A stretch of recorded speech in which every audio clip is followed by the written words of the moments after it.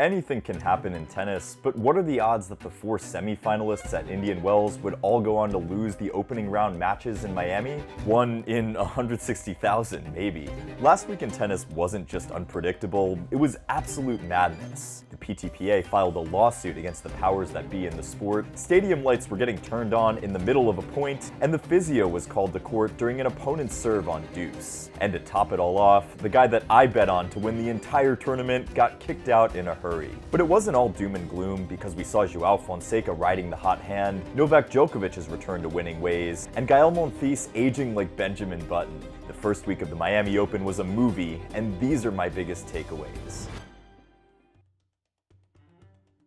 The week started off with the PTPA deciding it was time to file a lawsuit against the ATP, WTA, ITF, and ITIA. The suit is what you would call a players' rights manifesto, with the PTPA keen on ending the monopoly of power consolidated between the organizational bodies in the sport. And how did the PTPA go about it? By unleashing a barrage of shots, hoping to hit something. Nick Kyrgios, Riley Opelka, Sorana Cirstea, Vasek Pospisil, and about a dozen other players have been named as plaintiffs in the US filing. If there's anything we can all agree on, it's the fact that tennis has been hampered by conflicts of interest among the various governing bodies, and the players have been the biggest losers, with practically no say in the length of the season, prize money and its allocation, ranking points, playing conditions, and even down to privacy, drug testing, and anti-doping policies. Due to the lack of a formidable player union, the players have lacked a strong bargaining power and a collective voice to have a say in the sport that we love. The PTPA has since pulled out a bold move to challenge the status quo by going all out against the system, but the question remains if this lawsuit will bring a meaningful change, because the players themselves also seem to be divided. No player who's part of the ATP Player Advisory Council was named a plaintiff in the PTPA-led class action lawsuit. Plus, Novak Djokovic said that there were things he agrees with and things that he doesn't agree with regarding the PTPA's move. Djokovic said that he thought there was some strong wording from the PTPA. Alcaraz then said that the PTPA's move was surprising to him because no one told him anything about it. Like the rest of us, Alcaraz only got to hear of the development on social media, and for that reason, isn't endorsing the lawsuit. And Coco Gauff, she said that while the biggest thing for her would be for the players to get a higher percentage of revenue and prize money, she's also aware of the fact that there are people who deal with much harder things in the world. Meanwhile, Sabalenka says that she's been focusing more on her tennis and hasn't had time to look deeper into the matter, even though she would prefer a higher cut for players, especially at Grand Slams. The ATP strongly refuted the claims, saying that the PTPA has chosen division and distraction through misinformation over progress. And the WTA had a similar thing to say. To me, this lawsuit seems like a desperate move and a bit of a call for attention. There are obviously ways to go about affecting change in tennis, but really blindsiding everyone during a 1,000 level event in the core part of the season, it seems like an attention grab to me. When things like these do come up between well-resourced organizations like the ATP, ITF, and WTA, typically the easiest thing for everybody is just to settle privately and make the whole thing go away as quickly as possible. That's what I think is going to happen here, and ultimately, I don't really think there's going to be any real changes moving forward out of this. But what do you guys think? Circling back to tennis, Novak Djokovic suddenly found himself with a clear path to the Miami Open title after many of the top players suffered early losses. With a combined 19 aces and an 83% first serve win percentage, Novak has been dialed in on the serve and has looked like he's enjoying his tennis again. I'll say the confidence is back. It's the first time since 2019 that he's playing at the Miami Open, and after beating Hijikata in the opening round, Djokovic said that those early losses gave him plenty of time to work on his game. Just from the eye test, Novak has been looking sharp and the movement is good. The second round match against Camilo Ugo Carabelli followed a similar pattern to Novak's opener, a blowout in the first set and then a second set tiebreak. Although we can't say Novak was pushed in his first 2 matches, we're all happy to see him return to winning ways. Oh, and by the way, did I mention that he's still casually flipping records? He's now become the man with the most wins at Masters 1000 events in history, displacing Rafa Nadal. But what happened to the rest of the top seeds in Miami? Jack Draper was looking to complete the Sunshine Double, but he was stopped early, in the first round. Draper lost to Jakub Mensik in a tight two-setter, not because his performance was so poor, but more because Mensik was too hot to handle on the day. 21 aces, 46 winners, deadly first strike tennis, Mensik could do no wrong against Draper. At some point during the match, Brazilian fans got heated after hearing the news that Fonseca's match against Humbert was shifted to the main stadium. The match then had to be paused as fans left in droves. However, it did little to disrupt the momentum. The set carried into a tiebreak, and Draper made some badly timed errors to hand over the first set. And although Draper was competitive in the second set, saving 6 break points on the way to yet another tiebreak, he fell just short. After the match, Draper said this about Mensik's performance. Yeah, it was tough. Obviously, I came against someone today who was playing incredibly well. Served 10 out of 10. You know, I couldn't get a read or a look on his serve at all. It was crystal clear that Draper struggled with the conditions and couldn't break Mensik's rhythm. For the Czech, it's a 6th top 10 win, and we might have to talk about him soon because he's been playing some fearless tennis out there and showing some serious mental toughness. Unfortunately for Draper, it's an abrupt end to his Sunshine double hopes, and once again, we're reminded that 2017 Federer was absolutely unreal at 35 years old. Rune also saw a first-round exit, falling to Opelka in 3 sets. Holger took the first set, but seemed to be a little sluggish afterward. Opelka seized the second with some insane serve botting before we saw both guys duking it out in a 3rd set tiebreak. However, a controversial moment during the tiebreak left Rune seething. The stadium lights turned on in the middle of the point, and Rune got distracted before ultimately going on to lose the point. Holger then wanted a video review so that he could see if he gestured in the middle of the point when the lights turned on, whether or not it was a hindrance. The umpire then allowed a review as the crowd booed, but still awarded the point to Opelka as Rune went on to lose. So close to a return to the top 10, but so far. I personally like what I've been seeing from Rune lately, but I still think his fitness continues to limit him. We saw him out of breath at some point against Opelka as he struggled with the warm, humid conditions in Miami. Medvedev, who, by the way, saw an early exit like the other Indian Wells semi-finalists, complained about the balls being slow in the first set. Not sure really that's news anymore, though. Medvedev has been handing out top 10 wins to opponents all year, and it wasn't any different in Miami. As a matter of fact, Daniil won only 5 games in total in his straight sets loss to Jaume Munar. Medvedev didn't have a great day on the serve and was producing lots of errors off both wings, 32 unforced errors to Munar's 14. The match lasted only 78 minutes, but I should mention that Medi was clearly hampered by a back injury, so bearing that in mind, there isn't much to go off since the Russian wasn't physically at his best. But we can't say the same for Alcaraz. Alcaraz's loss to Goffin was the biggest upset of the week, and I didn't see this one coming. It's the Spaniard's first loss to a player outside the top 30 this season, and Goffin, who beat Alcaraz back in 2022, came with a clear plan to serve out wide to Alcaraz's forehand on the deuce side on first serves, almost reminiscent of what Djokovic did to him in Australia. As you can see, that's where he had the most success. Goffin was a lot more aggressive on the return as well, absorbing the pace from Alcaraz and redirecting balls brilliantly. Alcaraz said he didn't feel well during the match, but looking past that, we see a pattern in these losses. A dominant set followed by a poor set or vice versa, and then Alcaraz falling just short in the decider.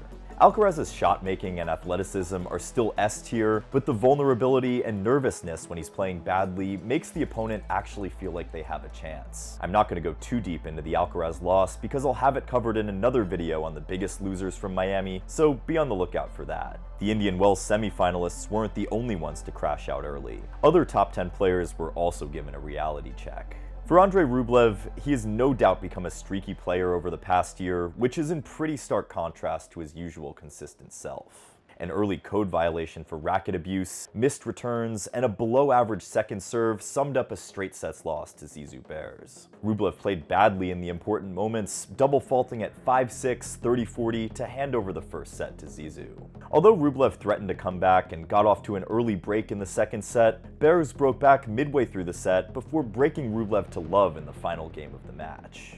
Guys, I have to mention that this is Rublev's 3rd consecutive defeat since his title win in Doha. In Rublev, we now have a player who went from consistently beating everyone and only losing to the top guys, to now going on a losing streak and then snapping it with the title win. At this point, I wouldn't be surprised if Rublev wins a Masters 1000 tournament on clay and then goes on another losing streak. Who else have we got? Tsitsipas lost to Korda in the round of 32, and the honeymoon period with the new racket appears to be over. Tsitsipas wasn't exactly terrible. We just saw a dialed-in Korda who had an effective attacking game and who also returned serve really well. That being said, Tsitsipas's forehand looked shaky at so many points during the match, and you could tell that he wasn't hitting forehands with the same conviction we saw in Dubai.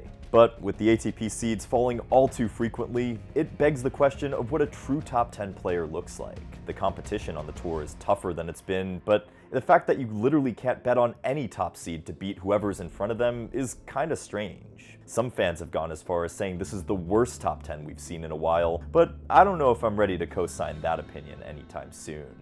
However, this kind of collapse, where many of the top players are crashing out early, underscores just how unpredictable the ATP Tour has become recently. That said, there's hope for the Americans. We had 17 American men in the main draw, which happens to be the most since 1996. And for those of you looking for another dose of tennis history, John Isner was the last American man to win Miami in 2018.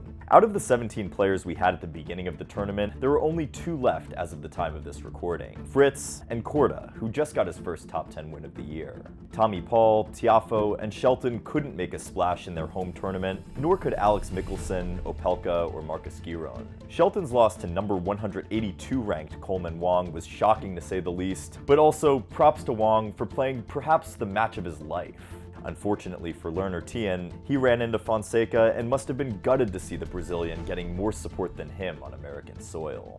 The Fonseca-Tien rivalry is getting a lot of heat. It's the rivalry we didn't know we needed. 2 teenagers yet to become top 50 players are already commanding lots of attention at Hard Rock Stadium because of their contrasting styles. Fonseca gets most of the hype though, and you only need to compare their Instagram accounts to get an idea. Tien with less than 40,000 followers, and Fonseca with over 1 million. As a matter of fact, Fonseca is the youngest tennis player to hit 1 million Instagram followers, doing so at 18 years and 7 months. Look, I never thought I'd be citing Instagram statistics, but compare that to these other players. Anyways, the quality of the match was great, the atmosphere was electric, and both players put on a show in a match that lasted 2 hours and 23 minutes. Early on in the first set, Fonseca tried to impose his game on Tien, going big off both wings and absolutely ripping the ball. I particularly love the fact that Fonseca was taking the ball early and at the peak of the bounce. The Brazilian got the early break right away, but surrendered it back after a missed volley.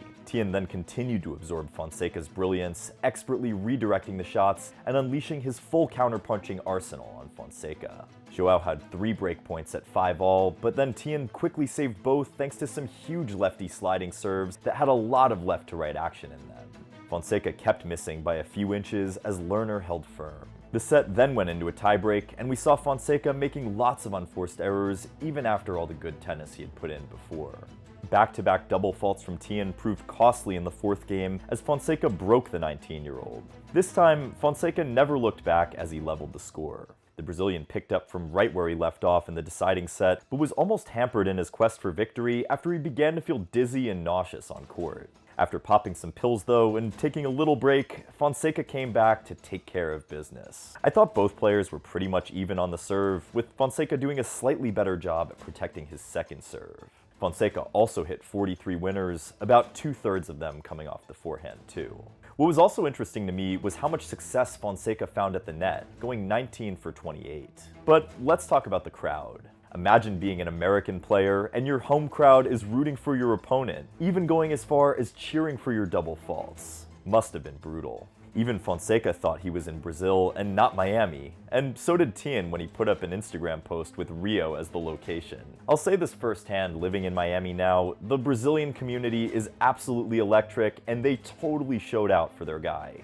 That said, I sometimes thought the crowd was a little over the top, cheering for the double faults and unforced errors, but all that said, the atmosphere was electric, and I think this match was just good for tennis. I've done deep dives on both of these guys, so definitely check them out if you haven't already, and let me know your thoughts on who's going to have the edge in the rivalry now and in the future. In the second round, Fonseca faced Humbert and was clutch on the serve, winning 26 out of 27 first serves on his way to a straight set victory over the Frenchman. Humbert said that he had rarely played anyone who was that fast, the closest comparisons being Sinner and Alcaraz. Fonseca then went on to fall just short against Alex de Minaur in the third round, but more on that later. In the meantime, Gael Monfils is now the oldest man in history to reach the round of 16 in Miami after edging out Lehechka and Munar last week. It's also the first time since 2016 that he's into the second week in Miami. And with 14 wins this season, 38-year-old Monfils isn't showing any signs of slowing down. Switching focus to the women, we saw Mira Andreeva's 13-match winning streak come to an end at the hands of Anisimova. The match was a back-and-forth affair from the get-go. Andreeva served for the first set at 5-4, but got broken to love, and Anisimova eventually took the set in a tiebreak. However, Andreeva fought back to dominate the second set, preparing the stage for a grand finale. Andreeva had 2 break points to take an early 2-0 lead, but Anisimova was just too dominant on the serve +1 to get out of trouble. Watching the match, I felt like Andreeva let Anisimova dictate the pace and push her around the court a little too much.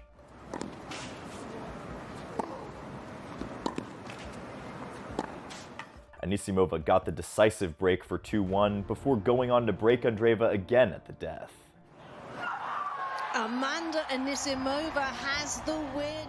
Andreeva was a little unwell coming into the match and didn't look as sharp as she usually does. Plus, her body language also wasn't super positive, but props to Anisimova for her overpowering display of aggression in taking down the most in-form player in the world right now. Unfortunately, many fans will remember the match for a controversial moment where Anisimova needed to see the physio for a blister at 3-1 40-all. Taking a medical timeout on an opponent's serve in the middle of the game isn't something that I would have ever expected to see happen. Here, Mira, just listen to me. She has a right. She tried. She has a right. Of course, she has a right. So yeah, because We all know why. Naturally, Mira wasn't too happy about it, and she expressed her frustration to the umpire. Just when we think we've seen it all, the tennis world throws another shocking curveball at us. Look, I get the rule. A player can receive treatment at any point if they physically cannot continue. But what point does being physically able to not continue actually get defined? Is it a blister, or is it being down on the ground on the court? Anisimova responded to the situation with a video showing the blister. Hopefully everyone can put the situation behind them and just move on. Mira's winning streak might also be over, but let me tell you, she's going to win so many big titles over the course of her career. I'm super bullish on her, both now and in the long term, and if you want to know why, check out the deep dive we just did on her. I'm excited to share my thoughts with all of you. As a side note, beyond the action on court, guys, tennis players continue to get hate comments when they lose a match. Andreeva is the latest victim, and at this point, it's just pathetic. Something needs to be done about it. Rolling with the punches, we saw Rybakina lose early to Ashlyn Kruger. Rybakina is now in danger of leaving the top 10 in the coming weeks, and honestly, it's sad to see. She clearly is still searching. She just needs to have the right team around her in order to turn her fortunes around. Next up, we have the American women, who have had a disappointing tournament despite my predictions to the contrary. Gauff went from playing one of her best matches in recent months, handing Sofia Kenin a double bagel and beating Maria Sakkari, to being on the receiving end of a humbling defeat against Magda Linette. Yeah, the 12 double faults and 45 unforced errors happened again, but I'm not hitting the panic button anytime soon. Coco has a lot of time to iron out the kinks in her serve and on her forehand. Madison Keys then suffered a shocking defeat to Alexandra Yala, who became the first player from the Philippines to beat a top 10 player. I feel like Keys' confidence took a hit after that brutal loss to Sabalenka in Indian Wells. We can only hope that she doesn't hit a dry patch from here, but the clay season should give her a much-needed reset. What a story, though, for Alexandra Yala. She left home at 13 for the Rafa Nadal Academy and has worked her socks off to get to where she is now. Oh, and shout out to the Filipino and Southeast Asian fans. We also saw the Danimals' title run come to an end following a straight sets loss to Sabalenka, and Emma Navarro's hangover after winning the Merida Open sees her Sunshine Double campaign end with a disappointing 1-2 record. That leaves us with Jessica Pegula as the best hope for the American women, and I will say this was the one prediction I made that I still maybe feel a little bit of conviction behind. Emma Raducanu ended things with Vladimir Platonik after a 2-week trial, but that didn't stop her from absolutely demolishing the competition she faced in the first week. After breezing through the first round, she took down 3 Americans, Emma Navarro, McCartney Kessler, and Anisimova, to set up a quarterfinal clash against yet another American, Jessica Pegula. It's the first time Raducanu has won 3 consecutive matches at the WTA level since last year's Wimbledon. The win over Navarro was Emma's first top 10 win on a hard court and only the third top 10 win of her career. When was the last time you saw a Grand Slam champ having their first top 10 win on a hard court 3 years after winning a hard court major? It kind of gives you a sneak peek into the struggles Emma has had since her US Open title run.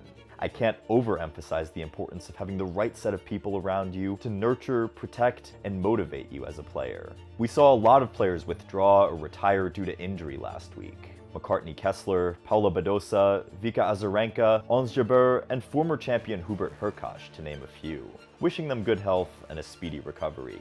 After getting absolutely flamed in my Miami Open predictions last week, I'm a little hesitant to maybe jinx some of the other players out there, but on the women's side, I still like Jessica Pegula, especially if she's able to make it through Iga in the semis. Aryna Sabalenka would be the obvious pick at this point given her dominance on hard courts, but at this point, I'm not making any predictions based on rankings or past results. Personally, it's been super fun being at the Miami Open last week doing some video content, and it's been great seeing some of you around the grounds too. If you see me around, definitely come say hi. It absolutely makes my day. If you love what we're doing here at Courtside Tennis, be sure to like and subscribe, and also turn on notifications so that you don't miss a thing when it comes to our latest videos. Until next time, keep going for the lines.